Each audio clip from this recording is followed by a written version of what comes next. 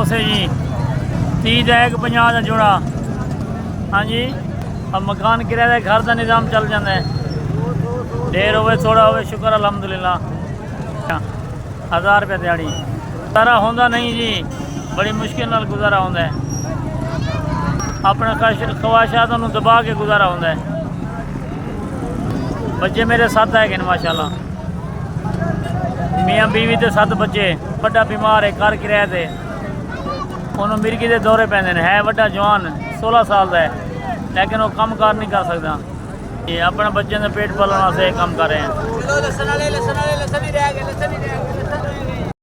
5000 तुसीं सानू मदद की है, माड़े बंदे अल्लाह पाक तुहानू सलामत रखे, अल्लाह तुहानू खुश रखे। तुहानू पता नहीं पैसे कितों हैं, जिन्ने पेज सानू 5000 मिले हैं, माड़े बंदे अल्लाह तुहानू खुश रखे, अल्लाह सलामत रखे। होर देवे इंज वंडदे रहो, अल्लाह तुहाडी खैर करे, तुहाडे बच्चों की खैर करे। SBS तुहाडा बहुत शुक्रिया।